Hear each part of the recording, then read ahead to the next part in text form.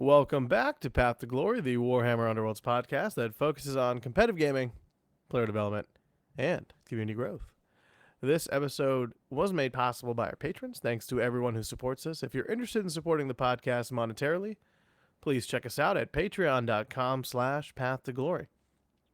If that's not possible, we still appreciate the listen and the ratings. This is Aman Khusro, and as always, I am joined by my tithe counter of a co-host, Jonathan Davis. I don't even know what that means, but thanks. You just count as many tithes. Okay. All right. Yeah, yep. Hello. What's up, man? How's it going? It's going okay. Been looking at these universals. Interesting. Yeah. Had a really busy 2 days of work. So aside from the podcast, which is at the same time YouTube, I haven't really gotten to do much. I did get like one of my, I don't know if you're familiar with those like Bandai Space Marines, like the like action figures. Yeah, I saw a picture of whatever it was. Yeah, so I didn't get the first two. I didn't get an Ultramarine or a Imperial Fist, but I got a Salamander because I don't know. I just was like, yeah, I might as well just try and get one. How tall are those? They're like 12 inches. Okay. Yeah, I couldn't tell from the whatever it was standing on. That was my bench in the backyard. Okay. They're pretty solid. Yeah. He's actually in the background right there. I don't know, right where my finger is, right there. You see it? Oh yeah. Gotcha. So, yeah, he's like hunched over. You can pose them. They have different arms. So it was pretty cool. So I think I'm going to get the White Scar one if I can. But they announced the Blood Angels one as well, which I have to get that one. OG BA player from 3rd edition. Yeah. What about you, man? I haven't really been up to anything since we last recorded, so I've just been yesterday, looking at these universals and working. So that's right. Well, tried to make a couple decks with the bone guys. I guess they're the Reapers. Dude, I haven't even made a Mad Mob deck yet. Like, I don't even know, man. Just busy time. Busy time in the spring. So yeah, I'm just hoping that we should have some time after this next release where everything we'll have a little bit of time without a new release, and hopefully we can get some time for some games. Yeah. So I'm also just like recovering from a sickness. Still kind of sick, so like whenever I have free time, I just like want to watch TV and not do anything. So yeah, I feel you. Well, we only have 30 cards to review, or so. And I guess let's jump into it. But before, what we're gonna do is we're gonna review the cards. We're gonna go over patron questions today, and I also want to give a thanks to our two newest patrons, Frye and Doomsday Clock with a Glory Seeker tier. So really appreciate the support there. Yeah, Frye is actually, I think he's on the latest video for Tabletop Sydney. Mm-hmm. He's a part of that crew. So shout out to Tabletop Sydney YouTube channel. Have some really cool games. It is, I think, slower paced, designed. So Benji, I think, is the host, the game man behind the camera. And he kind of is like, you got any reactions? Oh, don't forget you get primacy. Things like that, which are super helpful, I think, to, a newer audience or maybe people who are trying to refresh the game. But after a while, you kind of get used to it. And I kind of just watch it on like 1.5 speed. So I enjoy the games a lot. I actually they do a really good job with the quality of it too. Yeah, I think that's probably the differentiator, and it's so good. It's so good. I was sitting down the other day at like midnight, and I just like made myself a PB&J, and I was gonna sit down, and I was looking for something in YouTube to watch, and then I could like get the alert on my phone that he posted it, and I was like, dude, great timing. This is my midnight snack and game, so it was cool. People forget, but like we love to consume content just as much as everyone else. So yeah, and we've been having some good conversations on the Discord as well. So with Frye, yeah, he's been really involved lately. So Yeah, Happy to have him in Doomsday, and look forward to hanging out and building relationships with them. Um, and then yeah, like Jonathan mentioned, we'll just jump into the universals that come with Kanan's Rebirth, and then we've got some Patreon questions as well. So, sure do. uh, objectives, gambits, upgrades, 10 apiece. I guess we'll start things off Yeah, do with you want me to objectives. start or you want to do it? You know what, man? Usually I do, but it's up to you. I have no preference today. Okay. I'll take the objectives then. Boom. The first one is Perfect Strike. One strike, one kill. Mm.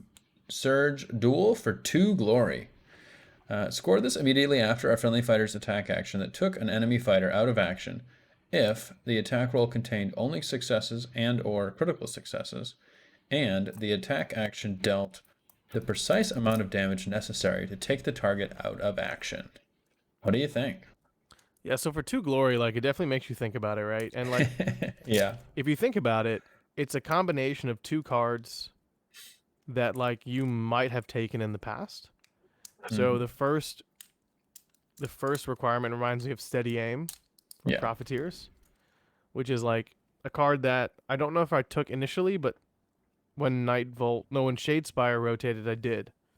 Right, so I thought that was Hmm. pretty neat, and it's not hard to just hit or roll critical successes or successes with all that accuracy in the game right now, like the rerolls especially.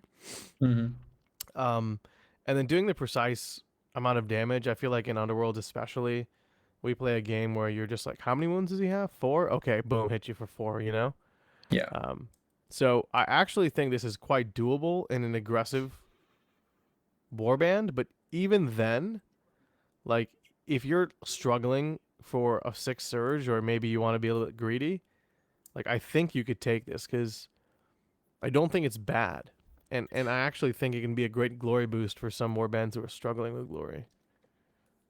I agree. I think it's a little bit meta dependent. Like I think last season when Grimwatch and Thorns were top dog, I think this would have been an incredible card for aggro because you're going to get a lot of kills probably. I think right now I mean, I think everything we just look at like how good is this card against crushes. Um, but I think that if you can get kills, about half of your kills will probably meet this condition. If you're a warband that's like pretty decent at this, and by that I mean like somebody that has a lot of 2 smash attacks, because half of those will be all successes, um, and that has relatively high or solid damage. Um, so I don't know. This is one that I think I'm going to think about, and I may try. Like I think Hrothgorn can do this. Um, he has rerolls out the wazoo. So I actually really like this with purifiers because they get that Aether Quartz reroll. Now I know you want to yeah, use that a lot on defense, and you probably should.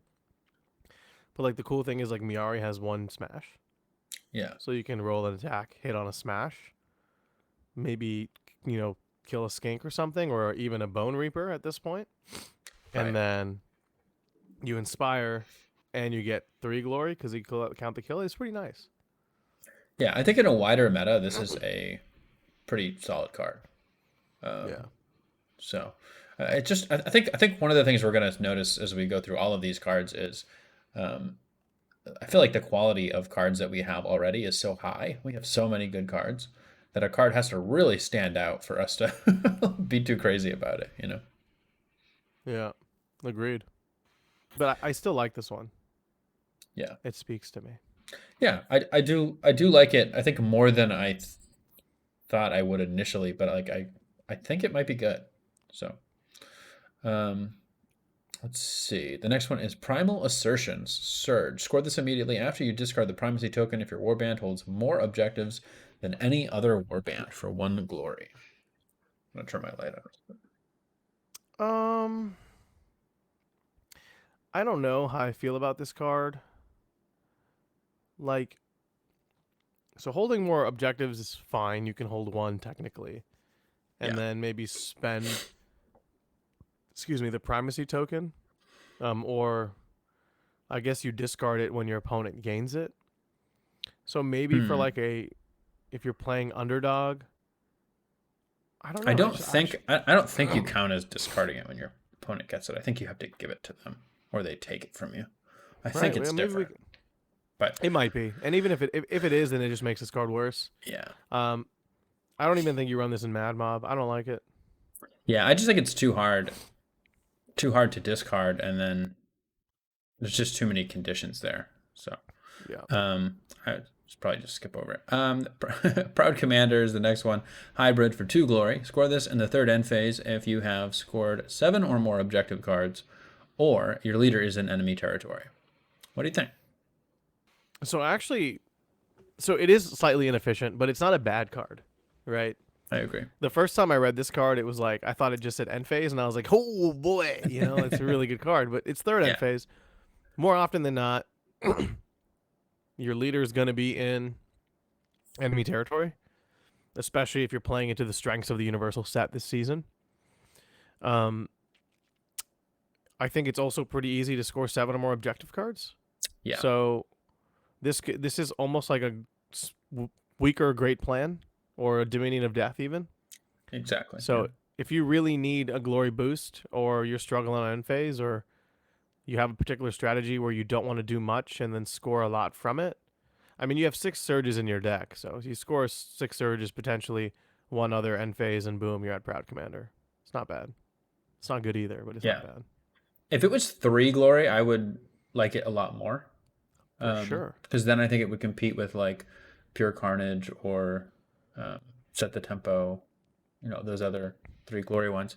As it is, I think that's what makes me not want to play it, because the third end phase side of it is going to slow my deck down. But um, it is playable, and you should be able to score it. So Yeah. I I mean, like if that about people it. hold to the end in their hand Yeah, from the start of the game, I don't see why that's you true. couldn't hold Proud Commander in your hand. Yeah, that's true. That's true. The next one is Sated Hunger. Surge for 1 glory. Score this immediately when you remove 3 or more hunger counters from a surviving fighter. I Those mean, vampires have so many cards. yeah, exactly. It's a Crimson Court card, which, in all but the name, and I really don't think even the Crimson Court are using this much. Yeah, probably not. Nope. Yeah, I would just say let's move on. The next one is Formidable Prey. Hybrid. Score this in an end phase if 1 or more surviving friendly fighters each have 2 or more upgrades that give them the quarry keyword, or 1 or more surviving friendly fighters each have a wound characteristic of 6 and are a quarry. What do you think about that? 6 or more. Okay. So essentially, 6 wound fighter with quarry, Yep. or One fighter with 2 one quarries. fighter with 2 quarry upgrades. Yeah. It's not bad. Right. Certainly doable. I think it's kind of good with creepers, maybe. Could be. If you like I think if you like the silent relics, like if that's a thing, then you could take this. Yeah. And then also if you are taking a bunch of quarry stuff with any of the 6 wound fighters, that's not bad either. I think it's just a question of whether you want 1 glory and if this is the one that you want. Yeah, because if you think about it, like Strength of Terror, quarry card, right? Yeah. Which you probably want on Mollog / Hrothgorn / Kainan. Yeah. Survival Instincts isn't a bad card for 2 of the 3. The silent relics aren't bad. Like the Helm stops the first crit, makes it a regular success. Yeah. So yeah, you're right. I think maybe the for Silent Helm, Kanan's Reapers, if you're taking Strength of Terror for the dice reroll, and then you're taking the quarry hold objective build with a cryptic companion and maybe the silent helm and whatever else, like this is a nice option if you need a 1 glory card. But there's just a lot of 1 glory cards. Yeah. But it's not bad, doable, I though. think. It's certainly a card that can work if you wanted to. Yeah. The next one is Futile Hunt. Chew on that, it says. 1 glory, surge, hybrid. Score this immediately after a friendly fighter's attack action in which they take an enemy fighter out of action if that fighter is a quarry, the friendly fighter is a quarry, or the target had one or more hunger counters. So a quarry has to get a kill, or you have to kill something with a hunger counter. So this one isn't really that bad if you have a Yeah, quarry fighter, or you have a lot of cards that do quarry stuff. right. Because like I can easily see Slake Slash killing somebody and then Yeah, two glory.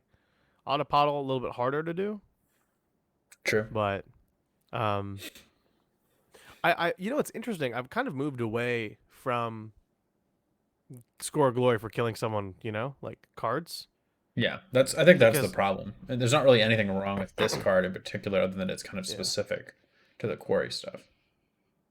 Yeah, I just think like the only ways in which we can play right now are some of the Right. more online formats, and I think they naturally reward play styles that don't rely on dice. Yeah. And just So the current meta right now with crushes being strong and some of the big fighters and stuff, I just don't know if you can rely on getting a kill, especially if it's with a specific fighter. So yeah, and then yep, yep, hunger yep. sort of might as well not be there. So Yeah, unless Crimson Court is like 99% of the warband, you're yeah, screwed. yeah. It's Because not there's really not really any great way to apply hunger reliably. Like there's a couple cards that maybe you want that do it, but I don't think there's enough to make this like a sure thing. well, So like I guess if you're like although we do energy have sitting drain, target now as well. So you could take both of those, I guess, and then take a bunch of um, hunger application sitting stuff. target doesn't make Or not your sitting target. What's the one opponent for killing somebody on victimized. a starting hex? Oh, pitiable death. Pitiable death, yeah. Yeah, because you That's the can one. energy drain someone and then Yeah. take two, right? But Yeah. So there might be a I, little bit of synergy there. I think we're already stretching it though. Yeah, I just don't think there's quite enough yet. The next one, Immortal Hunger. Score this in the third end phase if the number of surviving friendly fighters is greater than or equal to the number of friendly fighters out of action. And each surviving friendly fighter has 4 or more hunger counters. I don't think you can score this ever. I think this is impossible. I guess if you had a really control uh, vampire build and somehow 3 of them stayed alive and you got 4 on each, but Yeah, that's so a you lot of have to work. have. So essentially, this you play this in Crimson Court. You can only Yeah, lose one fighter, right. and all three of your fighters need to have four or more hunger counters. Yeah. Yeah, And okay. like maybe you could play this on Curse Breakers. You could lose one fighter and then you'd only have to have 2 with the 4. But that's Yeah, because still I think curse breakers are pretty decent at hunger. But yeah, that's a good point. I still would never take this card. yeah. Yeah. I mean, vampires, I think, might be able to do it if you just hide in the back. I mean, maybe that's a really sort of control build where you'll just generate hunger and then score off of that. But It's just a third end phase card, so it just yeah, clogs your hand up. Like yeah. passive strategies brick all the time. And they That's already one of have the the other pitfalls of it. cards. They already have the other card that's like have 10 hunger counters on the board or whatever. And I think that's probably easier to do with just souping up the one guy. I wonder if you can do this with like a Lost Pages turtle in the corner max offset curse breaker deck. Maybe. I don't know. I don't know. It's not bad, but it's probably not better than I Avatar. mean, it's a bad card. I don't. It's a bad card, for sure. Well, yeah, it is. Yeah, it is bad. The next one is scant resources. I see you trying to make it sound okay, but no, bro. It's bad. It's fine. Yeah. Yeah. The next one is scant resources. 2 glory hybrid. Score this in an end phase if all objectives are held or each player has no unspent glory points. What do you think about that? Unspent. So interestingly enough, you could go first in a round. You could Yeah. both have scored nothing, Yeah. and then you score 2 glory, which is kind of funny. And I think that's about the only way for you to score it is you in the first round you go first, and they've already spent all their glory, and so have you. Because if they go first, most likely they're going to score something and then not spend it all, and then you're out of luck. And then in the second round or third round, there's almost no way that both of you are going to spend all of your glory. The only way I see this card is if you're playing Feed the Beastgrave. Right, for the first condition. Yeah, Yeah, because but then you then can it's take this Coveted Spoils, Feed the yeah, Beastgrave, and you don't really need to score anything else because that's like 10 glory right there. it's true. Yeah. Although, yeah, you'd have to get Feed the Beast Grave at some. I mean, you have to get this one in Coveted Spoils at some point before you Yeah. got Feed the Beast Grave. Yeah. Yeah. But that's okay, I guess. Yeah, for Hrothgorn and Yeah, Lizardmen. pretty much. The next one is Tale of Victory for 6 glory. Score this in the third end phase if each surviving friendly fighter is. Or no, sorry. Score this in the third end phase if each surviving fighter is a friendly hunter. So everybody has to be dead except your hunters. Yeah, I think. Just another annihilation, basically. Yeah, it's just no good. Yeah. The next one is Peerless Hunter. Duel for 1 glory. Score this in an end phase if one or more surviving friendly hunters have Ensnare or Cleave on one or more of their attack actions, and you have the Primacy token. I like this one okay. Yeah, this one's not bad. It's a cool duel, and it can Yeah. help like feed and to set the tempo, which I don't mind. Yep. Um, That's true. so this is actually not a bad card as part of like I'm working towards maybe set the tempo. Right. Otherwise, 1 glory. This reminds me of like what a Night Vault Surge would be, right? Yeah. Obviously, there's some rules differences now, but Yeah. I I think think that it's what. the Lizard Men probably don't hate this one. They have a couple cleaves and snares, I Well, think. Autopodal has both Yeah. off the Yeah. bat.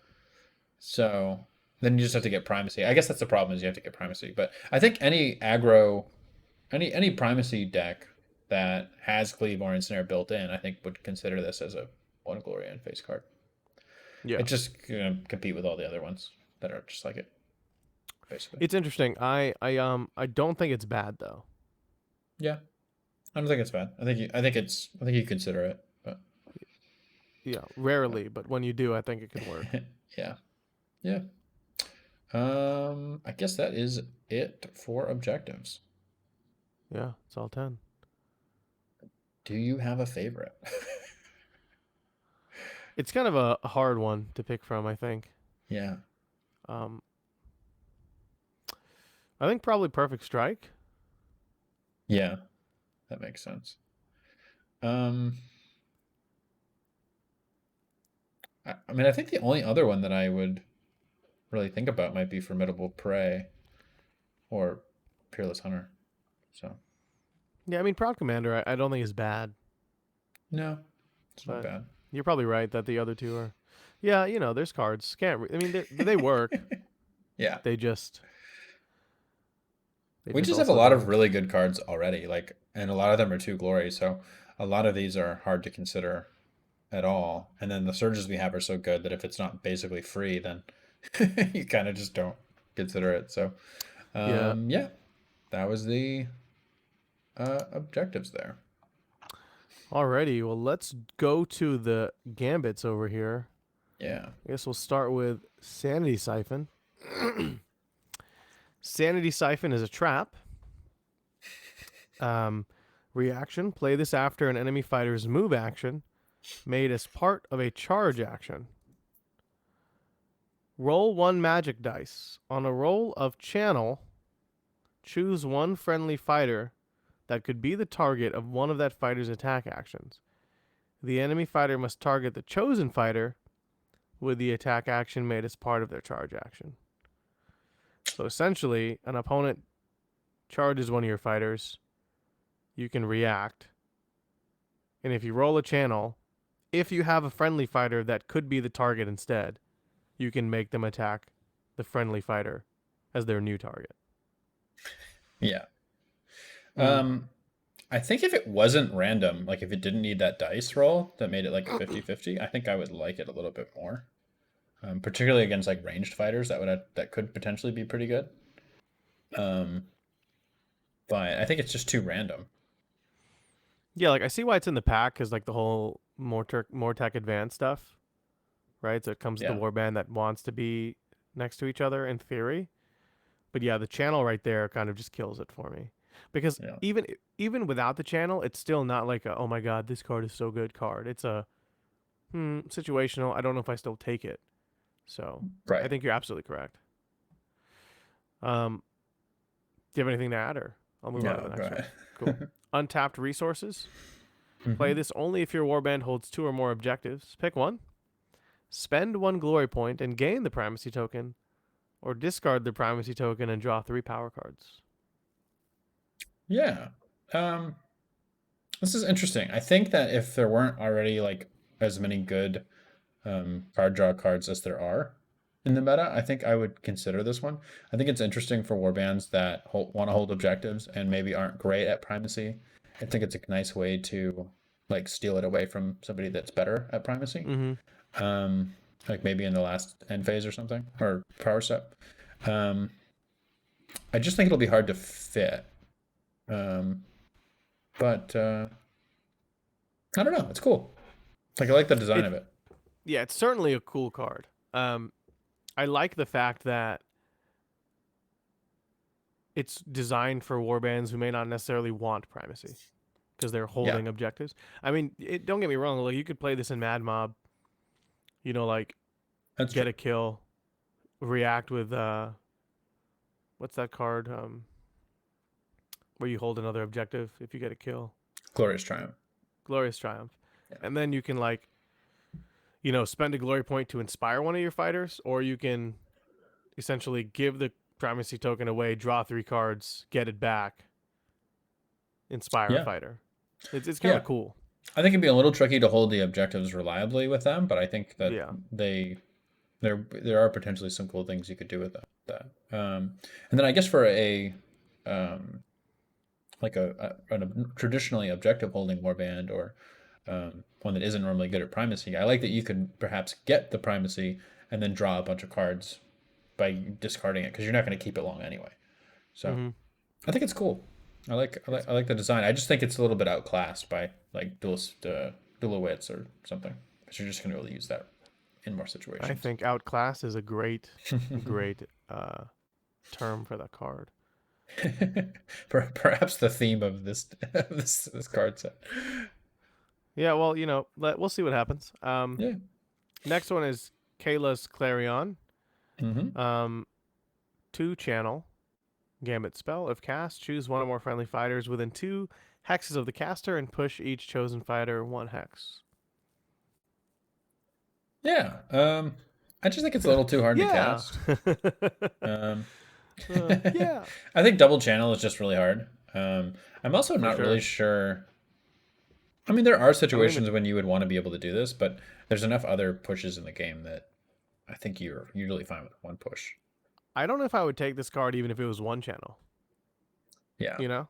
So like the fact that it's 2 channel is like I get it's cool, like spells are important and you have to put them in the game. But like I Yeah. just feel like the quality of spells has really taken a dip lately.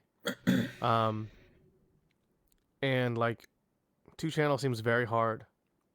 Like it's cool, Kayla, Mazig, Quintok, Abyssosth, they're all like famous wizards in the realm of the Underworlds, but Yeah. like they got some better spells than this. Yeah, that's true. Yeah, let's go to the next one. Mazik's Machinations. Gambit Spell on 1 focus. If cast, pick 1. Flip each feature token within 2 hexes of the caster, or 1 feature token in no one's territory or 1 opponent's territory. Yeah, very interesting there. There are some things that I like about this one. I like that, like basically, there's no range limitation on the opponent's territory or no one's territory part of it. And I think there could also be like some interesting like power moves if you were to charge a wizard in and then cast this and then flip some stuff and mess up their objective holding. The interesting thing is I'm not sure how many warbands with wizards actually want to do that. you know, like maybe Wormspat, like maybe they're the best one. And it doesn't really synergize with anything else, like scoring The off of Feed the Beastgrave or something like that. the only thing I can think of, honestly, is running Zarbag's Gits and trying to score Feed the Beastgrave, Coveted Spoils, and Infestation. That wouldn't be bad. Yeah.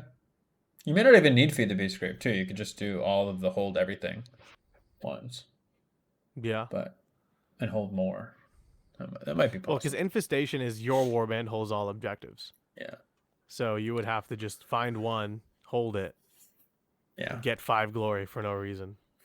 I mean, there's a reason. So I feel like there's probably better things for them to do, but it's an interesting, like, I don't hate this one, and I don't think one focus is too hard.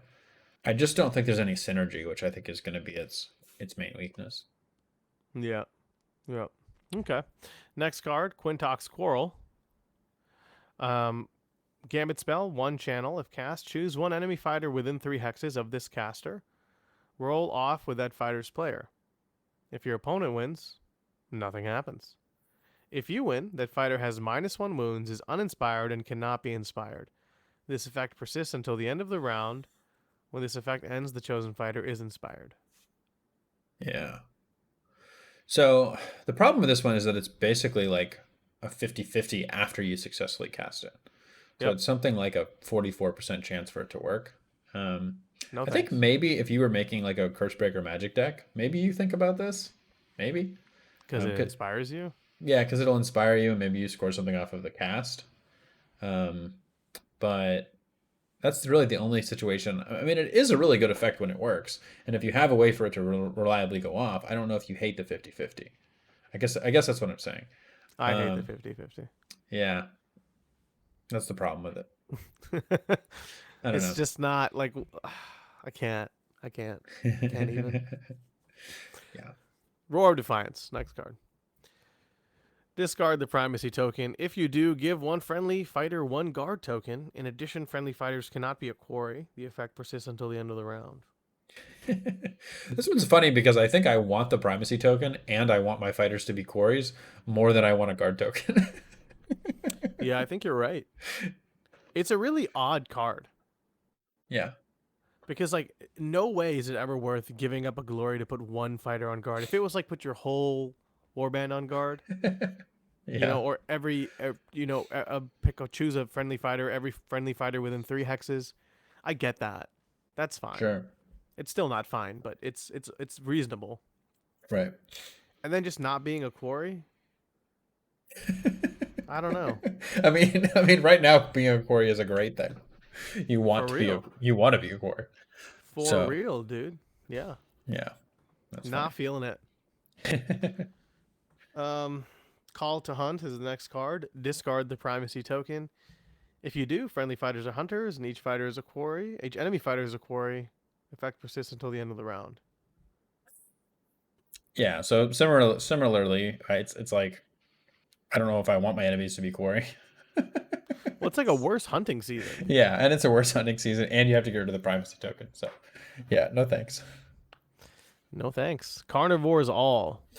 Starting with you, each player can choose 1 or more fighters from their warband. Yep. Give each chosen fighter 1 hunger counter. Each fighter with 2 or more hunger counters is a hunter.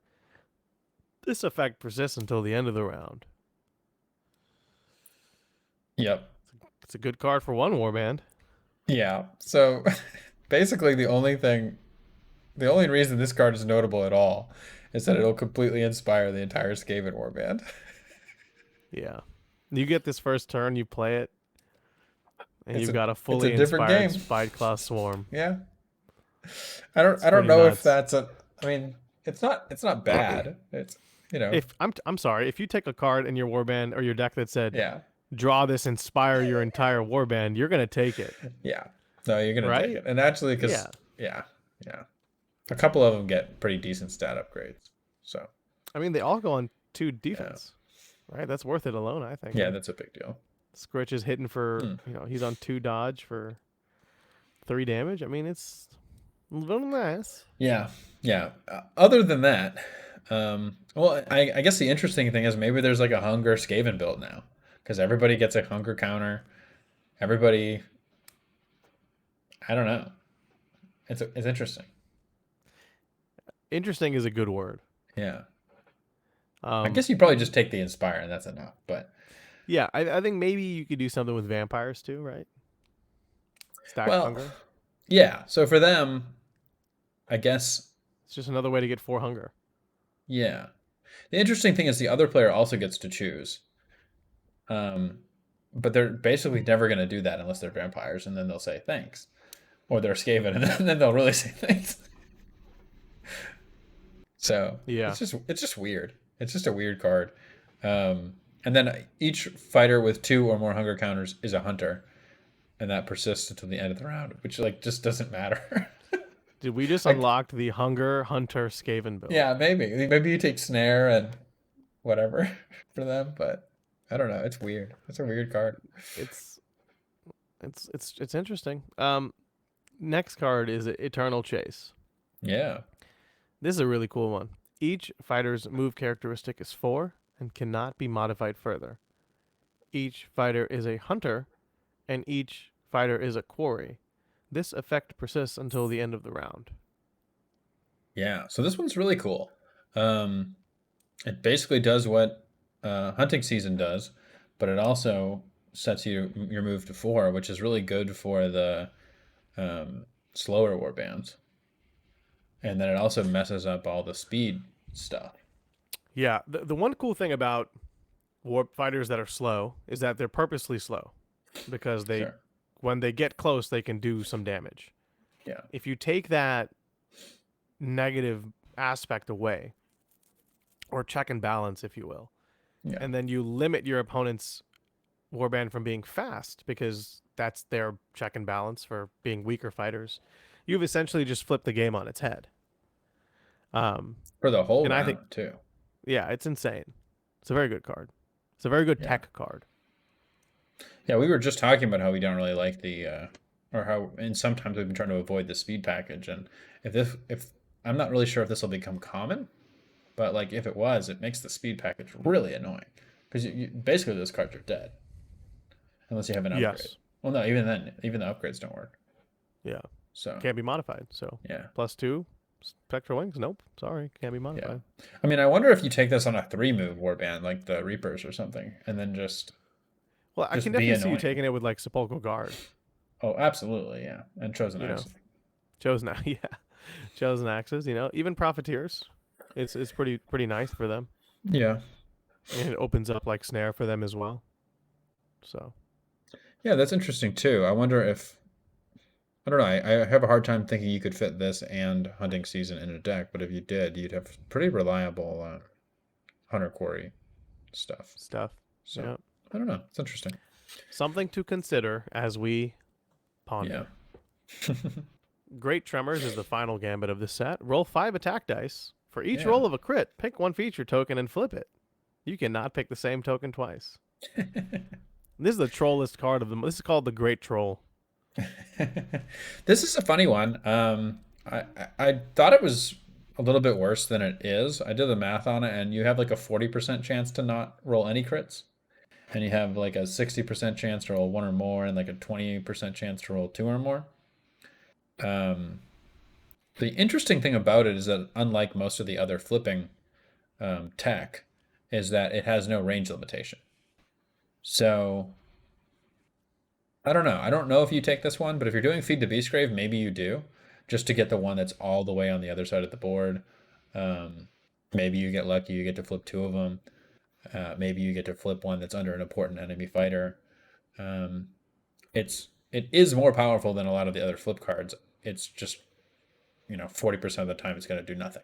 So I don't know if that makes it good enough to take, but it's a little better than I thought it was going to be. Because you should get one 60% of the time. But how bad did you think it was going to be in the first place? Uh, Like, what's a little better than 0-1? I guess I thought the average was a little bit lower, but I don't know. I mean, I guess. I think, yeah, I think you could roll 5 dice, get one, flip one. But I think there's just so much good flip tech now. Yeah. It's not even worth it. I mean, I can't wait to see or hear about someone rolling 5 crits. It would probably be the 3rd or 4th flip tech that you take. I Yeah. definitely think that. But I think I 4. guess what I like about it is the potential for you roll it, and more than half the time you will get one crit, and then you say, okay, now the objective all the way over there that I'm nowhere near is going to flip. And there's just not anything they can do about that. So I think that's what I like about it, but we'll see if it makes it into a Feed the Beastgrave deck. There are a lot of other ways to do that. So Yeah. It's certainly interesting, and I guess you can flip it back too, right? So Yeah, I don't just like because, it as much for that stuff, but yeah, it's just something to think yeah. about. Um, okay, well that's all 10 gambits. Yeah. Um, some interesting ones I think for sure. Do you have a favorite, Jonathan? Hmm. Um, Probably the Eternal Chase is my favorite gambit here. It's a good card. Yeah. It's a very good card. Um, yeah, that doesn't really leave me with much. I only picked um, one this time, so. yeah, I mean, if you had picked two, I couldn't have picked anything. Carnivores all just because for Skaven shenanigans, which surprised you Yeah, didn't pick that one because that's your air quotes that's favorite true. warband. That is gonna be that is gonna be interesting. I think untapped resources is also one to think about. Just Certainly, keep it in mind. certainly. But yeah, interesting. I guess we'll go to the upgrades. The first one Mm-hmm. is Primal Lunge. Reaction. After an activation, discard the primacy token. If you do, this fighter makes one move action or attack action. Then discard this card. What do you think? I'm I'm gonna do my best Agents of Sigmar impersonation right now, and Sure. go ready for action. I don't know if you watch their vids, but they do that when Yeah. someone plays ready for action. So, Yeah, um, that was the shout good out to old them. days. Yeah, I'm a patron for them. They patron us. So, Yeah. love that support right there. Um, this is a great card. It is. Yeah. It is a very good card. So yes, it's telegraphed. Sure, it doesn't really matter though because it's after an activation. So it's kind of like Vision of Glory, where like your opponent can't do anything about it. Just kill the fighter that has the upgrade, or maybe try to lock them down. Um, but the interesting thing is this one doesn't care if you have any tokens or not. Just Right. like ready for action, you just discard it and then you make an attack or you make a move, and then this card is discarded. So if you already had a charge token or a move token, you just gain, a move token if you moved on top of that. So it's a Right. very very good card, and I think warbands like Mala, Crushes, Mad Mob, even maybe Kainan might use this often, right? So Yeah. interestingly, I don't think you'll see it much with Rippas, but I would Hmm. like to see it on Rippas. I think you could take it on Rippers. I think having the primacy token in general is going to be the like the determining factor for this. How good are you at getting primacy? So that you might be right about the Rippers there. Yeah, I mean, I like it. I mean, I certainly I like it better than I would have liked to reprint it ready for action.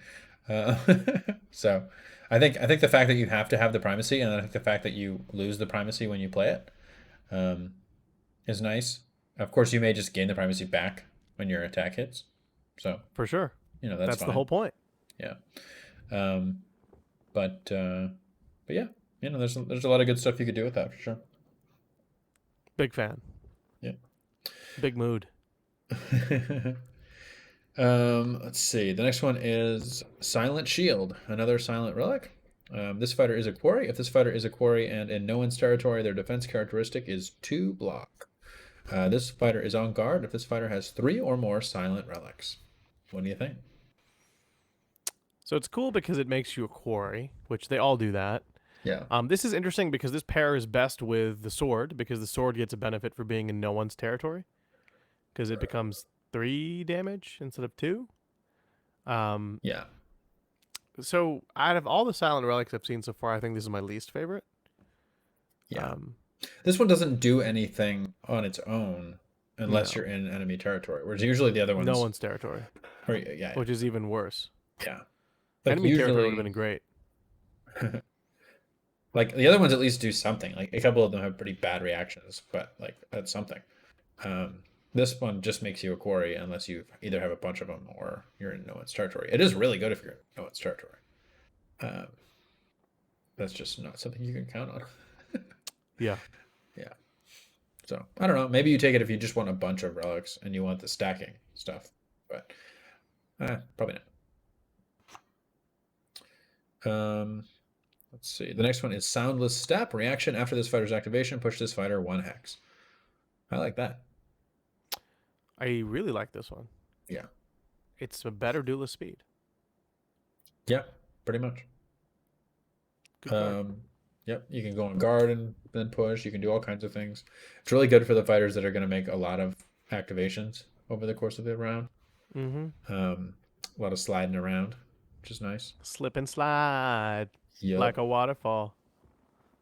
You ever heard 21 Savage? I don't think so. Mm. But yeah, it's good. I mean, they just reprinted Duelist Speed. I don't know if we need it anymore.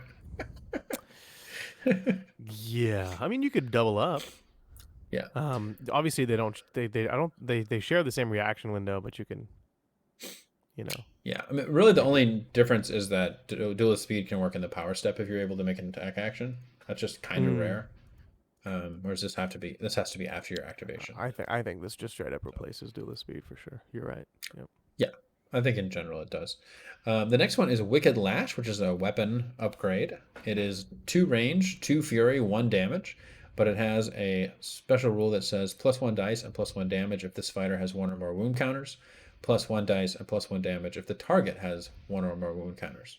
So it can go up to 4 fury and 3 damage.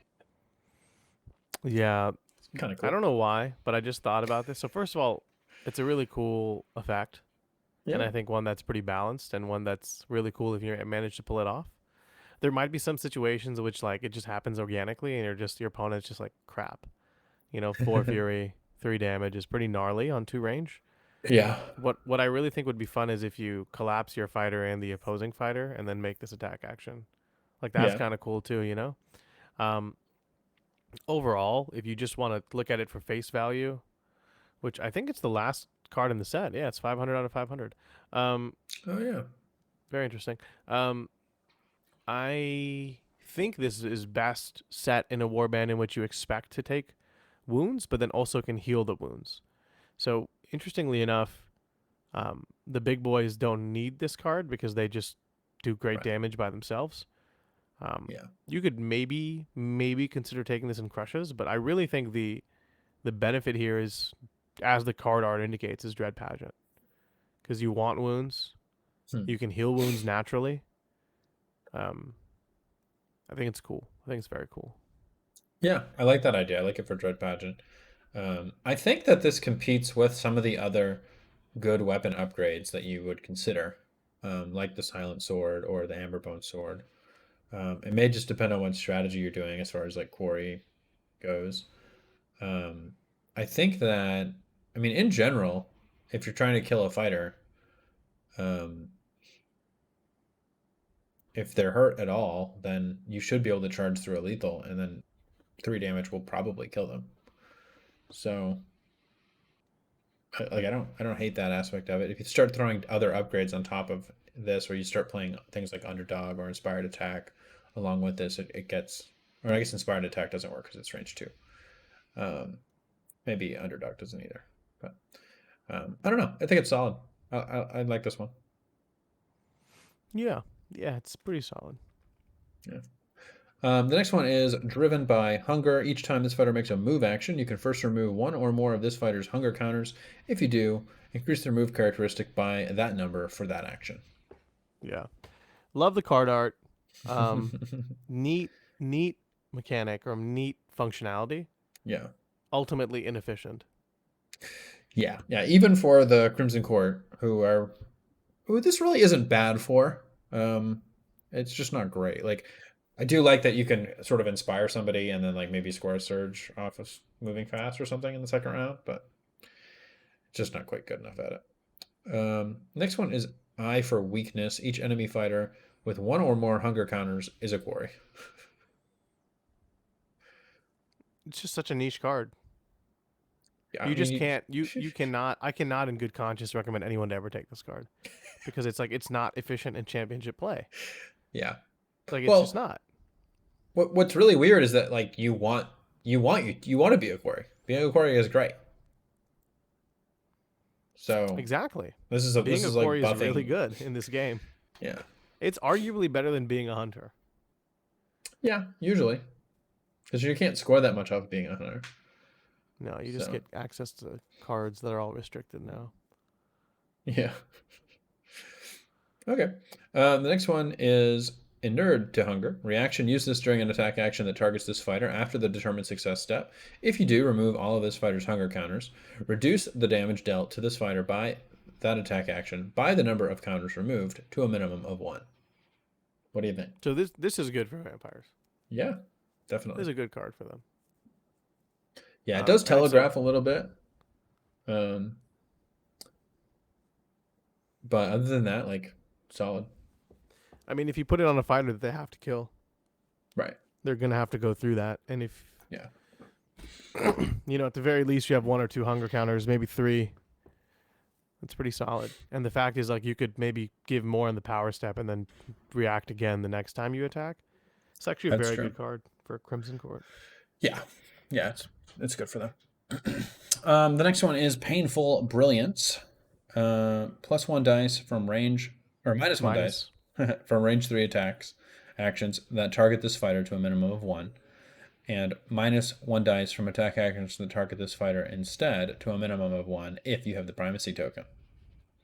What do you think about that? So I don't mind the first effect. I think it's pretty cool. I Yeah. wouldn't take a card just for the first effect. I think in conjunction together, it's much better.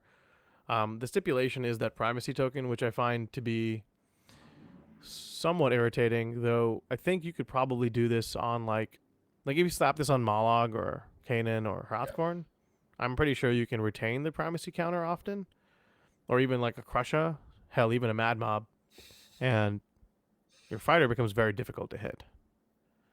Aside from, yeah, actually any attack. So Yeah. I mean, it's a real pain to deal with -1 dice, I think. it's brilliant in how Forever. painful it is. Yeah. So yeah, I think it's really good. If you think you can take and then hold on to primacy for a couple activations, like, it's It's a probably good worth it. card. Yeah. The next one is Sanity. Or no, that's the Gambit. The next one is Armor of Disdain. This fighter is a quarry. If this fighter is a quarry, Gambits cannot deal damage to this fighter, and this fighter's move, defense, and wound characteristics cannot be modified. Yeah, so it's interesting, right? The quarry part is fine. No gambits is great. Um, question though, because like technically, then you can't be damaged by rebound, Right, that's true. which is pretty cool. Yeah. Um, the interesting thing is, if you have, let's say, massive bulk on Hrothgorn, and then you put this card on, does it negate massive bulk? Or I think because at it. the time of equipment, because your wound characteristic was 8, it cannot be modified past 8. Um, okay, the way I read it is that it would no longer modify any of those anymore. Yeah, Yeah, I because I just think think it could come up. cannot. I think cannot overrides anything else in the rules. Interesting. Yeah. Yeah, I can see the argument against that ruling or the way you would interpret it. Regardless, Yeah. if you like Quarry and you're afraid of Gambits, which you might be in the future, then I think this is a pretty solid card. Like, I don't mind sticking this on my fighter. I mean, if Rebound wasn't Yeah. restricted, this is probably a pretty good card, but I guess it's because it's restricted. I don't know. It's probably not making my 10, but it's something to think about, maybe. Yeah. The way I see it is it's really just another quarry upgrade, and if you need that, then fine. I don't really put that much stock into the Gambit's damage part of it, and then obviously the modified part is kind of a downside. So yeah. The last one is Driven by Envy. +1 move, and then this fighter's attack actions have +1 dice and cleave if the target is a leader. What do So you I don't think? really care for great speed, so Right. that part is not relevant. And then +1 dice and cleave is good if it was in general, but if it's just because I'm targeting the enemy leader, then I rather just stick with victimize. Or Strength of Terror, or Yeah, Augmented Limbs, or Savage not a Shoulder. Shoulder, yeah. yeah, it's not a So, good card. I mean, it's not awful. It's just there are so many better ones. Like, So Yeah. yeah, that's the problem. Yeah, well, that is that. Did you have a favorite upgrade? Yeah. Primal Lunge, for sure. Yeah, I think mine may be Wicked Lash. It's a good one. I also really do like Soundless Step, Yeah, Painful Brilliance, and Inured by Inured by Hunger. Hunger for Yeah, vamps. yeah, So actually, one, two, three, five upgrades is not that are pretty that we like aren't bad. Isn't bad. yeah. Not bad, not bad. Saving grace, perhaps, for the universals. Yeah, yeah. I mean, I don't really know how they decide to put what cards in which set, but I think this was maybe a little bit of a weaker one compared to some of the ones that we've seen, but a couple good ones. Primal Lunge is probably the best one. For sure. And then Just there's with a the few cards, other that you would consider in certain builds. So I mean, Carnivore's all Eternal Chase. Um, those are good. And then if we go to objectives, we talked about some of these: Perfect Strike, Proud Commander, Formidable Pillar Prey, Scant Resources. I mean, there's stuff here that can work if you wanted to, right? yeah, Fearless Hunter. So yeah. And I, if you're playing Vanguard, which I know some people have been playing more of now that we have a wider card selection, then I think some of these get a little bit better as well. So yeah, okay. Well, cool stuff. Did you say you had a favorite? You did. You said Wicked Lash. Cool. yeah, Okay. Well, that covers the review for Kanan's Reapers Universals. We do sure have some does. Patreon questions as well. But before we get into that, did you want to announce the winner of the contest? Yeah, sure. We had our contest for the Mad Mob. Um, we wanted you to submit your WOG, and the winner is going to be Val. It was a Fantastic video, fantastic Val. video. Lots of attention to detail. I'll set the scene for you really quickly. Val is playing a wonderful game with who I presume to be his daughter at the table. Um, he's playing Morgoth's Crushes because he's a power gaming dad, and his presumably daughter is playing Iron Skull's Boys. So as you can see, there's a lot of Wa energy building up right now. There's some Beastgrave terrain. Half of it is painted green. Again, I love the ambiance and the color palette. There's some green Underworlds dice being used, which is awesome. And then all of a sudden, it's only a 7-second video, but there's so much that this video tells. 3 seconds into it, a young man who, what I assume to be Val's child, jumps out from behind the couch wearing all green with green face paint, holding a mallet and a knife, which that's risky, Val. Yells "Wah!" It's beautiful. It's beautiful. It's honestly, I'll watch it 4 times. It doesn't get old. Yeah. Yeah. It was great. We're happy to announce you the winner, and we'll talk to you about getting those orcs taken care of. So very, very That's fun. right. Thanks for participating, Val. Very nice and very well put together video. I will have to say it's probably my favorite Patreon submission we've ever had. Period. So good Very stuff. cool. Okay, well let's jump to Patreon questions. We've got a bunch here, and we're already longer than I thought we'd be going. So let's get this show on the road. First question from Thundrick. With the popularity of the Alliance format and apparent lack of popularity of Relic or Vanguard, do you have any ideas for any formats you would like to see? Well, I actually have seen players asking for advice on Vanguard decks. It does seem like locally, as things are getting back up, some people are playing that format. Probably because a lot of people haven't played in a while. Um, but as far as other formats, one of the things I was thinking about is I do kind of like the idea of the pre-made deck that they came out with the Silent Relics. It would be interesting to have an event where like somehow you decide on a deck beforehand that everybody has to use, and then you just play different warbands with that deck. I'm not really sure how you would do that, but I don't know. That might be interesting. Yeah. One that I would love to see, which I think your idea is cool, of like a magic this magic style, where like Yeah. everyone brings a warband and then everyone gets the same cards. Like you buy the Silent Menace that day and you play with it. You know, that's kind of Yeah. cool. Um, I would like to see a 2-on-2 format where like two people are on the same team, actively playing against two people on the same team, sharing the same boards, maybe power or glory pool, etc. Yeah. Um, I think that'd be a lot of fun. I think it'd be kind of complicated, maybe a little bit longer, but Yeah. um, I think JD and I can kick some butt. Yeah. So That'd be interesting. I don't think they've really done a true 2v2 yet. I mean, you can yeah, play multiplayer, but it does I think a tend to two v take a two would be while. fun, and you could probably limit Yeah. it by Grand Alliance as well. Yeah. You know, and I think it'd be really fun if you just showed up to an event and you get randomly paired with a partner.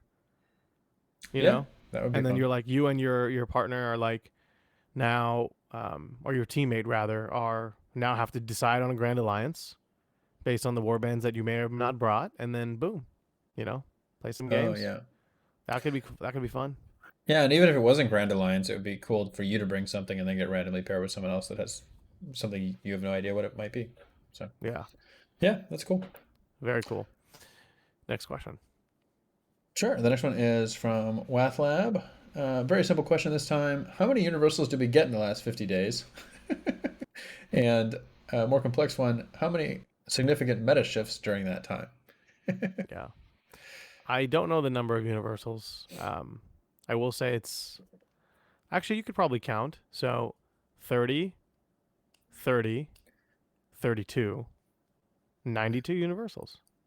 Yeah. And then, yeah, I guess. We're not counting the starter set, right? If we do the essentials pack, that's 50. Yeah. So that's 142. And then It's a I guess lot. if you count Crimson Court, it's 182? No, Yeah. 172. It's a lot. It's a lot. How many significant meta shifts during that time? Honestly, maybe one or two, if that. Yeah. I feel like the rich got richer, and that's it. Like strategies that have been working keep working, and the reason being is there's no far, and Well, that's and I mean, ruining so, everything. some of the best cards in the game right now are still from Beastgrave and Arena Mortis. Yeah, So a lot of these new cards that come out are being overshadowed by the quality from the previous set. And then the ones that do, so a lot of them just aren't seeing, that much play. Is the way I'm looking at it. Um, but yeah, I mean, I think we got some stuff. I think the glory stuff got a little bit better. Um, I think, I think creepers are on the map in a way that is real. Like I think the wraith creepers are pretty legit. Um, yeah, I'm playing them, so that yeah. they're good. Um, and I'm wondering how the bone reapers are going to affect things. So, um, yeah, I mean, it's been a The lot. It's interesting thing certainly is been a that lot like to pack into like a relatively small amount of time, for sure. yeah, I do think that the Crimson Court and Mad Bob functionally play similarly. So there's not much of a meta shift in terms of playstyle because they also Yeah, kind of want to do what Crushes do. I will say that the Essentials pack was a big meta shift because it brought back some old favorites and staples. yeah, So you could say that there's two big meta shifts or decent enough to be considered meta shifts. yeah. But it was really like it just made things a little bit stronger. Like Glory Seeker and Duel of Wits were probably the two best things, but those sort of just replaced very similar cards people were already playing. So I'm not really sure how much it changed things. And they kind Um, of went in everyone's deck, so it's kind of a wash. Yeah, they just immediately went into everything. So and like Yeah, we've just interesting. seen a little bit less of Unnatural Truce and Sting of the Herb Rub or whatever. So Right on. Okay. Next um question. yeah, go ahead. Val asks, Wraith Creepers are OP because of their mechanics. I bet they can beat many warbands just with their pre-made deck. Or maybe I'm just so bad that I always lose against them. That's not true, Val. Question: would you nerf them? And if so, which of their cards would you restrict after Amon wins the WC with them? Of course. Ah, you just jinxed me. Thanks. Um, he has also another question. Kanan's Reapers are they the new Moloch's mob? But I guess we'll answer the Wraith Creeper questions first. I've been playing Sure. them a lot, but interested to see your take as a Um non-biased perspective. I played them a few times. The main thing that I've taken away from them is that if you don't know how they work, they can be brutal. If you just walk in and inspire them, and they just get to hit you over and over and over again, like just the math is just going to work out where they probably kill you. Um, because they're almost never gonna have to make a charge if they don't want to. So a lot of the basics of the game where it's like the enemy has 3 fighters left, they can only make 3 charges. I can stay away from them and kind of force their mobility because of their range and the drum pushes. That's not really the case with them. Um, so they can be very punishing if you play against them incorrectly, is what I'm finding. And I think in the current meta of like big aggressive fighters, I think they do okay against them. Um, I'm not sure. Maybe he's just being a little hyperbolic. I don't think their starting deck is that great. I feel like you should be able to beat that. um, I think it but was probably one of those examples where he didn't know what was to get himself into, yeah, and he yeah, just got bamboozled. right.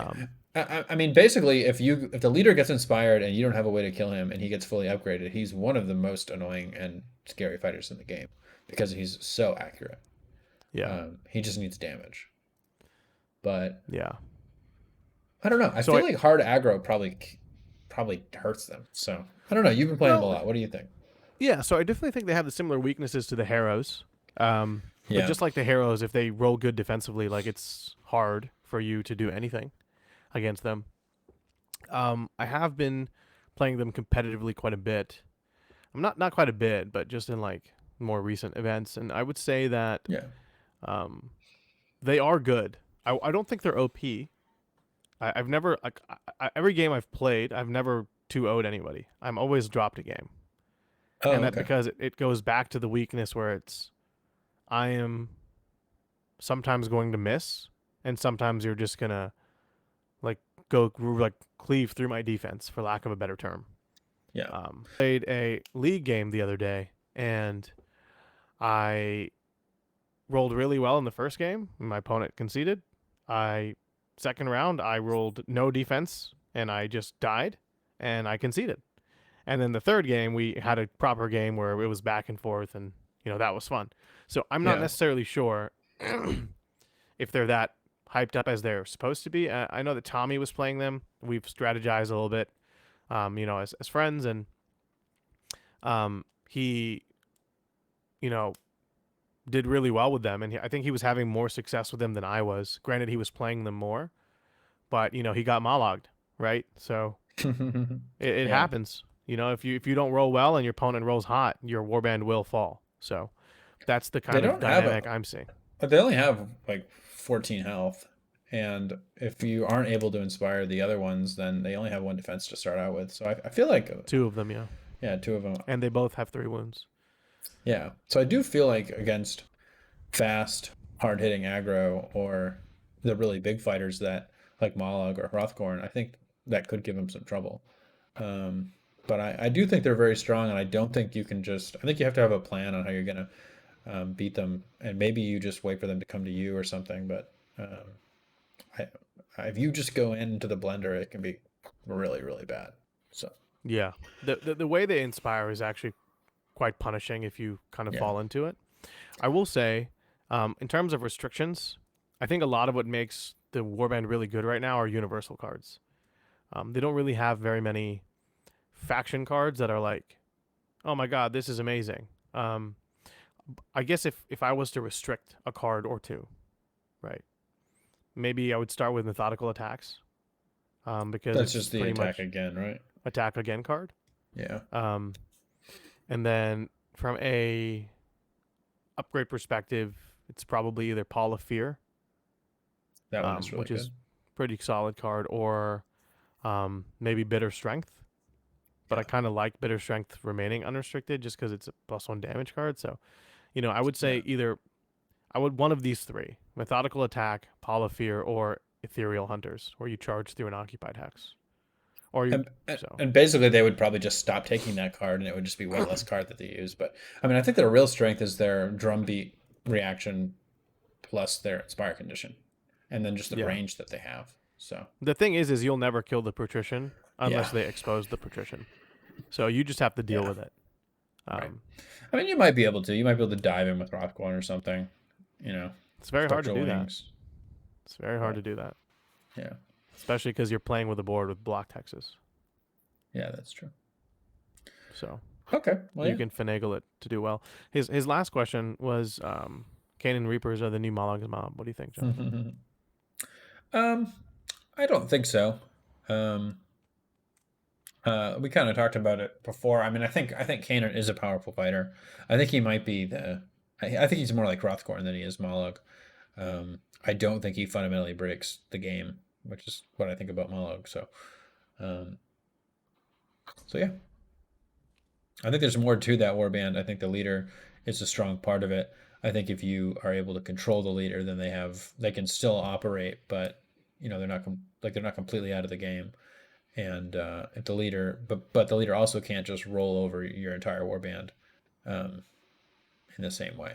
So you can't, and if you decide it's better for you to ignore him, then you can farm the five other dudes. So um, I don't actually mind, you know, big fighters and big powerful fighters and having to make those choices.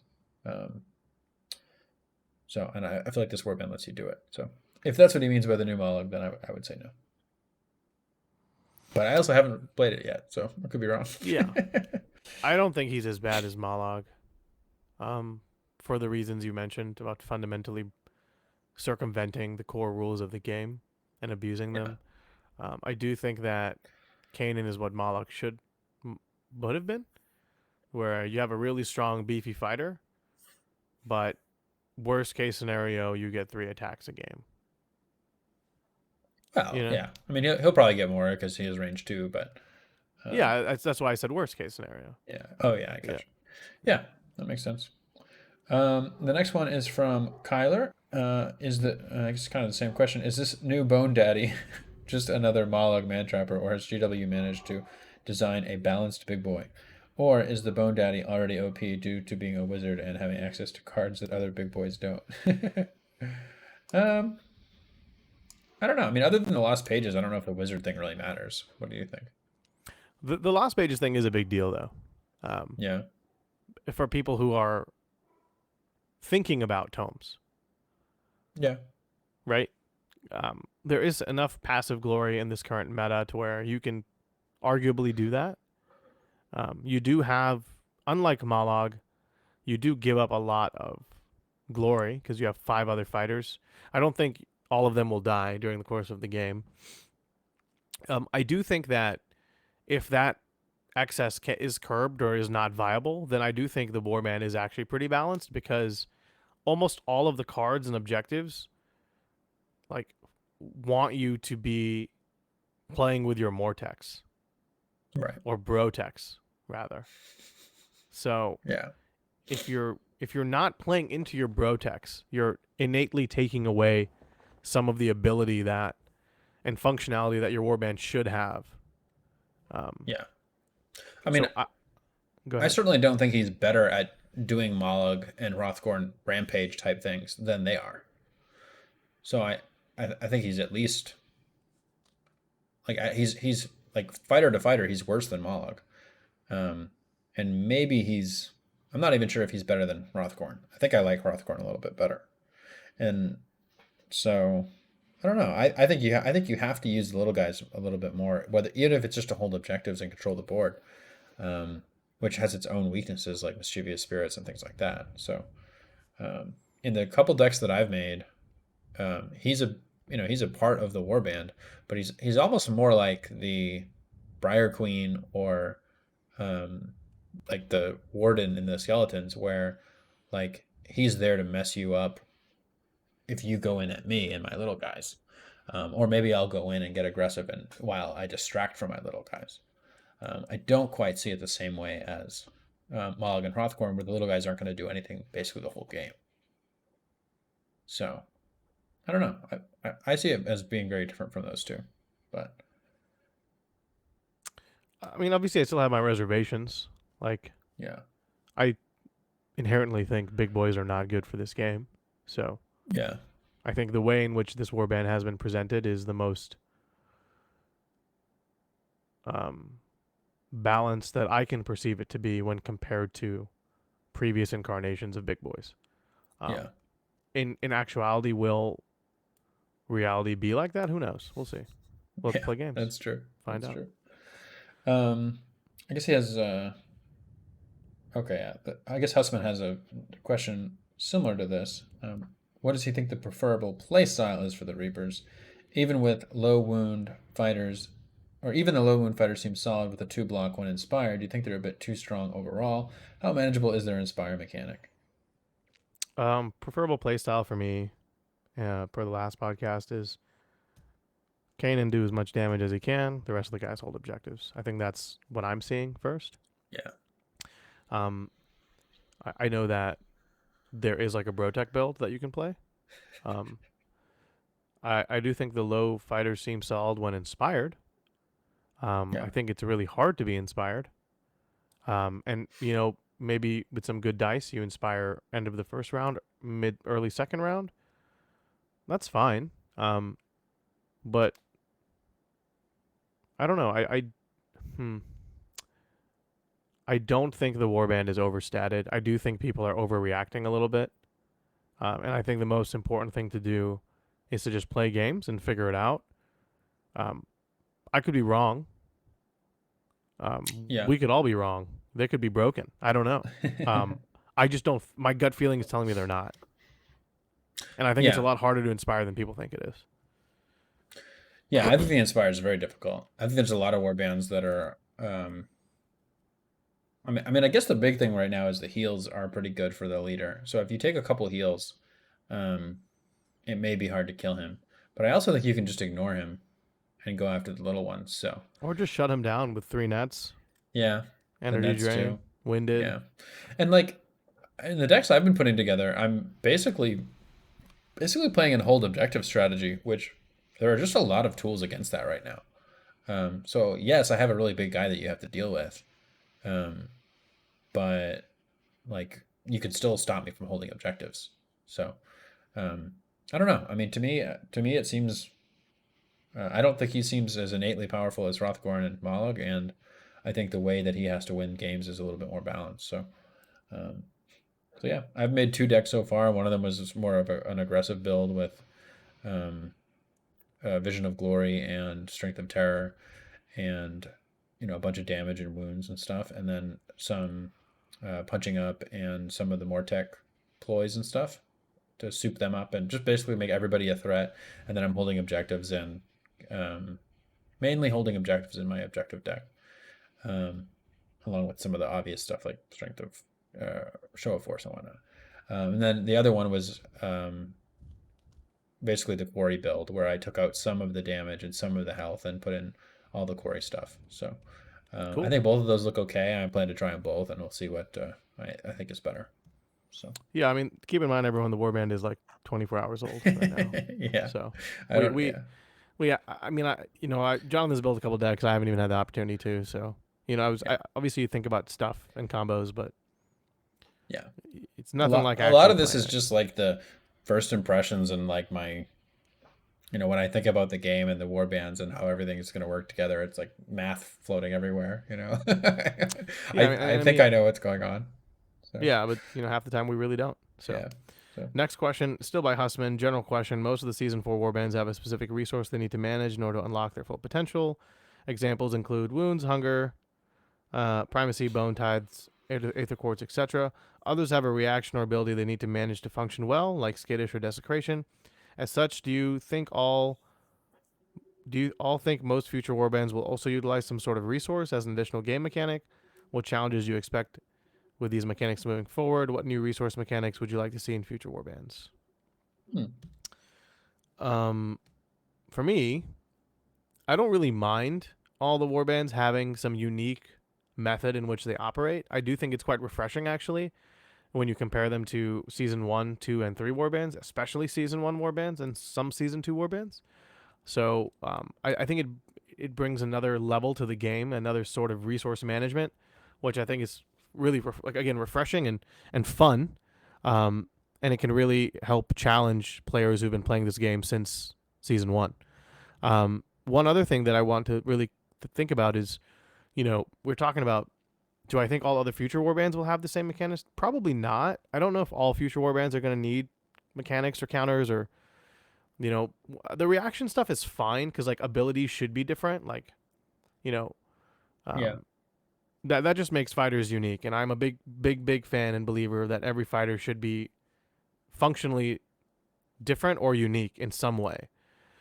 Um, when it comes to challenges, I don't like it when, in this example, like there's a seasonal mechanic called Hunger and Primacy, and then there's one warband that's really good at Hunger, and there's one warband that's arguably the best at Primacy, Yeah. arguably, and then they just like have an influx of cards that only really are functioning for them. And then the worst part is when this season rotates, those warbands are now like, what just happened? I mean, yeah, You know? they're going to certainly take a hit in some way. And they may still be viable, but they're going to be a lot worse. Yeah. You'd think. Yeah, I agree. I mean, I like, I mean, the reason that what I like to do in this game is, pick a war band and try to make it work. And if it has, some of that is the faction cards and how the fighters work. But if there's unique mechanics and resources and stuff that you have to manage, I think that's really cool. What was the other question? I mean, I guess I wouldn't mind if every warband from now on had their own little mechanic or mini game or something. So I'm not sure what new resources I would like to see. Um, hmm. I've always thought it would be cool if there was. I think I've said this before. I think it would be cool if there was a warband that like started out inspired and then somehow got worse as the game went on. I don't really know how they would balance that, but that would be cool. Um, I don't know. I think there's a lot of ways in which warbands can still be unique. Oh yeah. And it doesn't necessarily have to involve a counter or a resource. Right. Um, but I think certainly there are a lot of mechanics that I can think of just right off the top of my head that I think are we haven't seen yet. Yeah. And also the game is always evolving. There can be new keywords, there can be new seasonal mechanics, there can be new, um, you know, things to do with the boards or the feature tokens. I mean, there's just so much. Yeah. I agree. The next one is from Fry. Do you think that the limitations on the Bone Tithe counters are enough to counter their inspired strengths and their cards that spend counters? My gut says that the fact that there's only 2 conditional ploys for gaining the Bone Tithe and that you actually have to get kills is a better balancing factor than, say, crushes. What do you think? I 100% agree with Fry. Yeah. Um, I think what you and I have both been saying since yesterday is that Inspire is difficult. And Yeah. forcing like hypothetically, even if you said Malog's mob inspires when they kill 3 fighters, that makes Malog a significantly worse warband, Yeah. right? Because like dice can ruin his day. Same with Kainan. Same with the Bone Reapers. Obviously, there are going to be some games where you just roll hot, or your opponent can't roll a defense, die to save their life. Yeah. But I think it's a much better limitation in terms of their strength.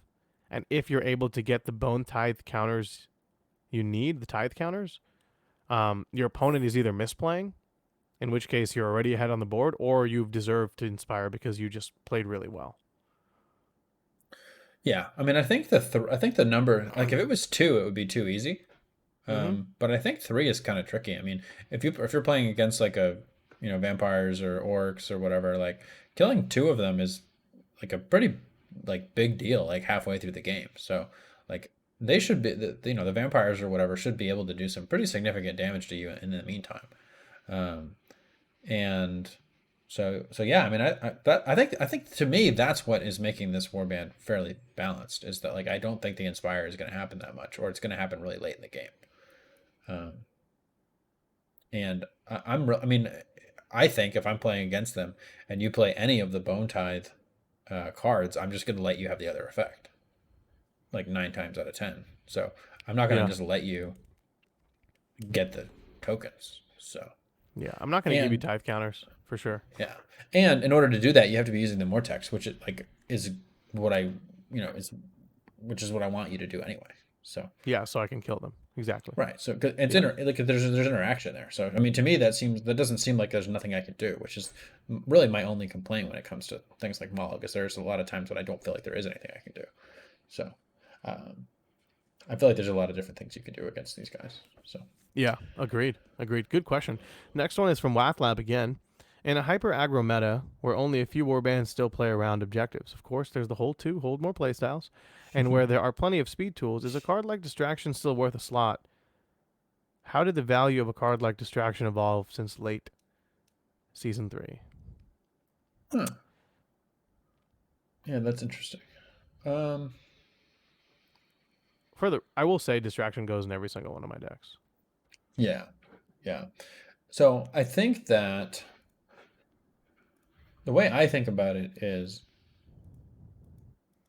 I guess it probably does. It may not be quite as good as it was previously, where one distraction could mean the difference between like an uncontested and a path to victory, and like so maybe there's not quite as much glory in the end phase in the same way as there was before. But it's even if that's the case, it's still one of the best cards in the game, and you want as many of them as you can take, because like it messes up scoring, it moves enemy fighters around. Um, I guess in a situation where if theoretically distraction isn't quite as good as it was before, then sidestep gets a little bit better probably. But sidestep's also a really great card, and now we have the better version of sidestep for quarries, heated instinct. So, but I mean, pushes are just one of the best things ever. I remember when one of my very first games, I feel like everybody at the beginning doesn't think pushes are that good, and then in one of my early games, I did like a sidestep, confusion, whatever combo, and ended up like getting like a double kill, like attack and then sidestep and then confusion and then attack. So and like I was like, oh, like I can move around, and this is great. And ever Yeah. since then, like I just love all the pushes. So Yeah. uh, I think I think we can both agree Distraction is very good. Um, yeah, and then I think for the evolution since season 3, that's an interesting question. Um, I feel like there's a part of me that says like it hasn't really evolved much for me. Like I am I'm still using it for the same purposes. I think maybe in season 2 I was using it for push you into lethal or bring you closer to me so I can hit you. I yeah. think in season 3 it became more of a I'm trying to deny your end phase scoring. Also push you into lethal and bring you closer to kill you. Well, there was also like a brief period where you were gonna just push everybody out of the way and then score a bunch of surge stuff with Grimwatch or whatever, or Thorns. Yes, yes. And then I think for season 4, it's just evolved into a card that's just so um like ambiguous. Like it's so good at everything it does Yeah. that it kind of lines up to be the perfect card you need in a lot of situations. Do I think you have, dominant position? Okay, push. Do I need to kill your fighter? Okay, come here. Oh, you have one wound left? Okay, no, you're dead because you're next to a lethal. Yeah. Um, oh, you're trying to score unafraid? Nope, bye. Like there's just so many good ways in which you can do it that I think the card, I guess it has evolved into like, candidly, I think one of the best cards ever to be in this game, period. Well, and I guess that's interesting because we did have the brief period of time when it went away, when it cycled out of season one, and then I think that was when we realized like, oh, this card is great, and we miss it. And then it came back in the gift pack, and then we got another one with Nightmare in the Shadows, and then we realized like, oh, you want as many of these as you can get, and now we have the Mortis relics, and now we have a few other similar cards. And I would say Hypnotic Buzz. up until the Essentials pack, the distractions really outnumbered the self pushes like sidestep.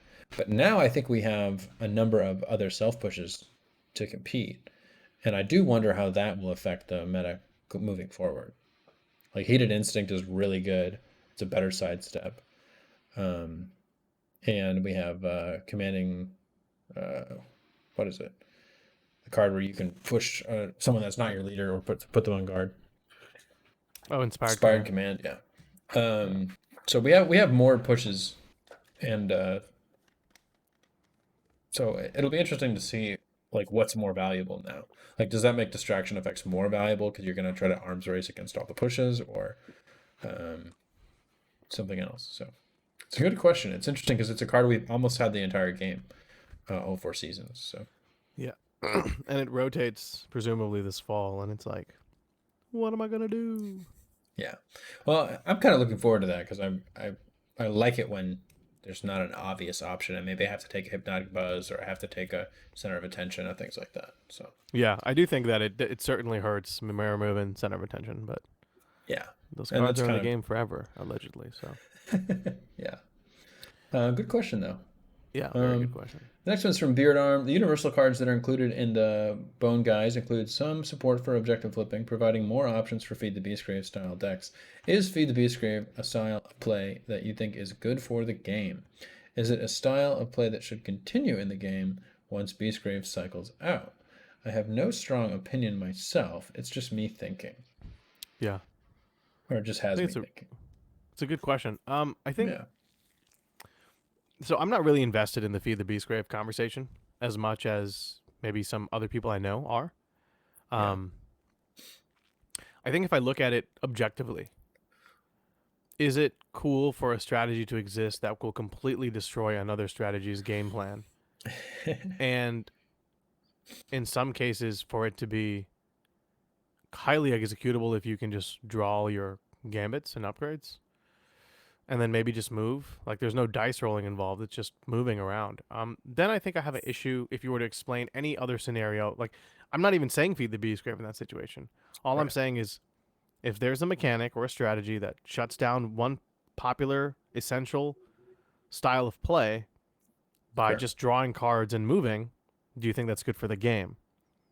I think anyone would say no, at least from my Or at least perspective, potentially, yeah, or at yeah, least potentially. Like, is it bad for the? Sorry, is it good for the game? I would say no. Maybe yeah. you'd say potentially, maybe not.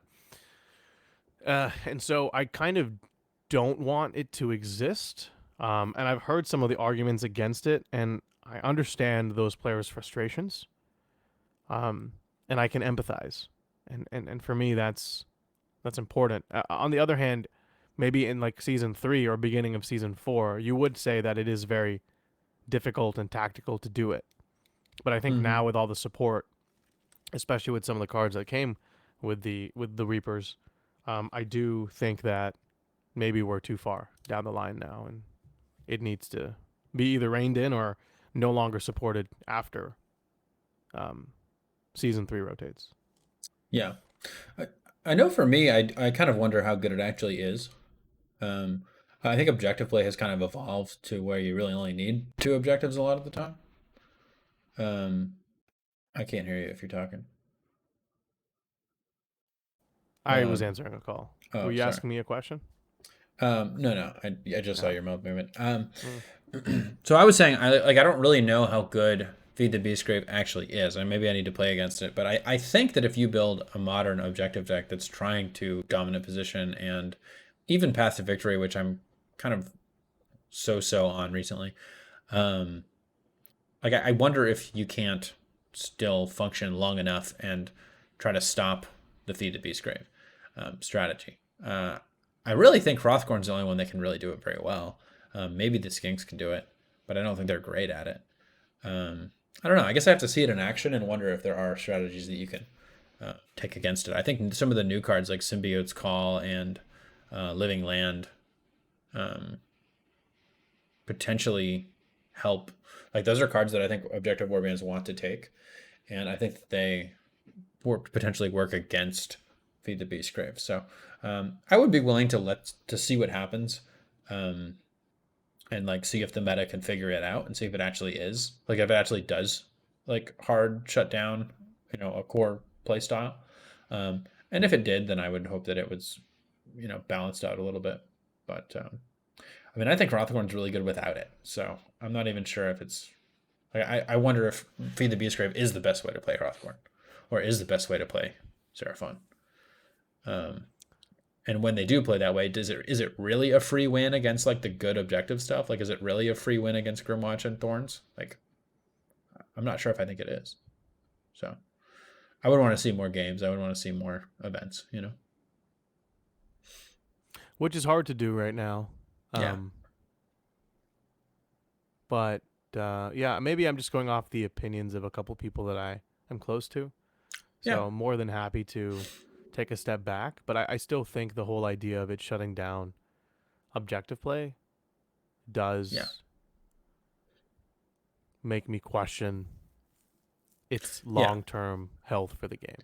I'm not a big fan of it because I don't think it's that fun for either player. It's probably fun for it's probably more fun for the person trying to do it. But if you didn't know how it worked already and you just ran into it and you were trying to play objectives, it wouldn't be a great experience. But that aside, I'd be interested to know if it was actually like a balance issue. But Yeah, like I think it's more fun to try to score infestation or coveted spoils rather than be the beast grave, right? So, yeah, I also like the test of courage with that strategy too. Like I think there's a lot of good flipping and um, like that sort of thing yeah, strategies. that's true. I'm just not really sure how good Feed the Beast Grip actually is. I But forgot about Test of Courage. That was really good back in the day with Thorns. yeah, Still is, I guess.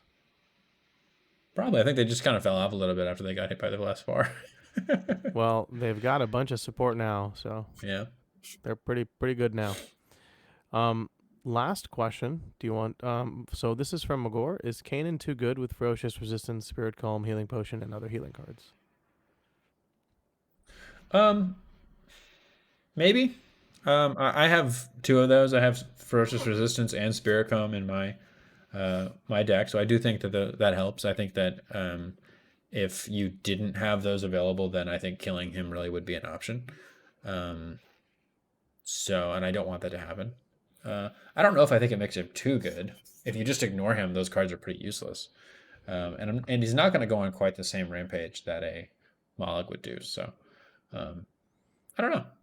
I'm not a big fan of those cards, but I think they are good for him. So Yeah, I would echo your sentiments there. Do you think focusing on the Mortex is a good strategy? The Brotech build. I think it is a good strategy for some warbands, and it also there will be certain points in games when it becomes the better strategy. Like maybe what you do is you hit Kainan early for 2 or 3 damage, and then see if he's able to heal back up. If he's not, maybe you can finish him off. If not, maybe you should go for the Mortex. I don't know. I'm really gonna have to see how other people are playing him, and I think once you know how the opponent is trying to play, then you'll uh, then it'll be more clear. But I mean, a lot of the time with Hrothgorn, there's a point where you're just like, okay, I'm not going to kill Hrothgorn anymore. I'm going to try to ignore him. I'm going to let him get a charge. He's going to get 1 kill, and then I'll just keep trying to kill everybody else. And I think it's going to be the same way. Yeah, so I agree with you. I read this question a little differently. Do you think focusing on the Mortex is a good strategy as in for the Reapers? I'm not really sure what Magor is asking, but I think maybe it'd be better. So you answered one side of it, and I agree with you. I do think that actually going back to the way you answered the question, I agree. I'll let Kainan charge me 3 times or hit me 4 or 5 times over the course of the game, or try to at least. Yeah, But I'm gonna kill all your Mortex before you inspire because they become more annoying than Kainan does after a while. Because Kanan's I already think so. annoying. Especially with Karu and Senna going to 2 block. Yeah, you really don't want to let all of them inspire. Is the other thing. Like they actually do get kind of annoying, and then if you start playing things like punching up and just normal upgrades or weapon upgrades, like they're kind of annoying. So Yeah. And yeah, like interesting fact about me is that like I played so much Profiteers, and like the yeah, only 2 block fighter I really came across with was like Cursebreaker or Slag Squig. yeah, And like I had Cleave. So I never really thought 2 block was that good. yeah, And then like now recently I've realized that 2 block is like pretty damn good. yeah. It is. Um because I'm no longer cleaving everything. So it's actually really funny how that worked for me. Um There's a lot more guard in the game now too. yeah, that's also another thing, which I guess it comes up more often. Um in terms of building a Brotech build, I don't know, man. I have no clue. I'm not even gonna front. Like I think I think I think no matter what. Look, so yeah, you can enjoy some of their faction specific cards, but no matter what, I think there's going to be like a hidden purpose and swift capture in there, or like emissary, or what's it called? Emissarian. Yeah, I know what you're talking You about. know what I'm talking about? The Yeah. Pride of the Emissarian cast. Like the thing is like Kainan is still your linchpin, no matter what strategy you play. It's Yeah. just are you gonna charge in with some of the other guys? And I think the answer is it depends in both situations. Um, the way that I'm thinking to play this warband is I have Kainan, Kenta, and Hakor as my like frontline fighters. You know, Mm-hmm. maybe like, and if they die, so be it. But they're gonna just try to do as much damage as they can because it's pretty much like it's pretty much Magor's Fiends inspired, right? In a way, in terms of Yeah, their attack profiles. And then that's I've got true. like Noam, who's probably on the closest objective in friendly territory, so he can shoot when needed, maybe do 2 damage off of support. And then I've got Karu and Senna, like hopefully they get to 2 block and they just chill on an Yeah. objective. And that's what's scoring me the dominant positions, the hidden purposes, the other cards as well. So that's my philosophy. And either way, like I can see myself like being a little bit more cagey with some of my supporting cast, even Kainan, Yeah. or being a bit more aggressive, where I'm like, you know what, I'm gonna charge Gnome into enemy territory, so he can, support and maybe finish off a fighter, things like that. So I don't know if there's no real answer, um, but I would love for the Mortec build to be better. I think that's more fun. I just don't think the universal cards right now make it as efficient as it could be. Yeah. I mean, my analysis is that so far is just that I think you're going to have to focus on them a little bit because I don't, unlike Mollog, I don't think Kanan can carry the whole warband all by himself. Um, and in some ways, unlike Rothkorn, because Rothkorn can at least, um, like, he has his ranged attack, um, and he has some better upgrades to be more durable. So I think if you build, like, if you just make a Hrothgorn or a Mollog deck and then port it over to this, and the opponent realizes that, I think they can just throw everything at Kanan, and if they kill him, you probably just lose. So I think you have to focus on doing something with the little guys, whether it's aggro or hold objective. Um, and if that's true, then I think then I think that's how it works. Yeah, Yeah, but we'll see. I'm interested to yeah. see everybody getting their hands on them and try them out. Yeah, for sure. I am very excited to seeing what happens and how people go about their day and stuff. So and their games, and I want to be pleasantly surprised with the Brotex. I really do. Yeah, yeah. I I'm don't certainly want to gonna just try assume it. that it's yeah. I just I don't mean, want to assume it's another Malog variant. well, You know? the interesting thing is I don't really know how you would play it that way. I guess you would take a lot of heals, you would take a lot of pushes, and then you would slowly move. Like would you just move him towards the enemy and then make attacks and try to push around? I don't think you can. I just don't know if that works. And like Rothkorn's big thing is that he gets all of the Quarry Hunter stuff for free. And so if he gets one attack, he might score like 2 or 3 surges, and he has all the objective removal stuff, which these guys don't have. So I don't know. I feel like if you're ignoring the Mortex, you're going to be at a pretty big disadvantage. Well, So that's true. Yeah, it's a lot to think about, honestly. yeah, it's Well, I true. think that does it for all the questions. So do Yeah, you, yeah. at the risk of this uh, being our first 2-hour episode in a while, Oh there's wow. nothing wrong with that. But I think Yeah, that's a lot of it's it just was a it's lot just of 30 questions. It's cards. good. It's just 30 cards. Yeah, we appreciate all the questions. But I think that is going to be it for this episode. Once again, thank you to our patron supporters. If you'd like to join us, or you'd like to join our current patrons, you can do so at patreon.com/path to glory. You can find all of our blog content on pathtoglorypodcast.com. If you have any feedback, questions, or comments, let us know on Facebook, Twitter, or Discord at Path to Glory Podcast. Please rate and subscribe to the podcast on iTunes, Spotify, or wherever you listen. As always, thanks for listening, and we wish you the best of luck on your path to glory. Do you think Brodus would get along with the Brotex? Because Brodus is the No, king of all bros. I think he's gonna scything attack them, and it's gonna be a bro disaster.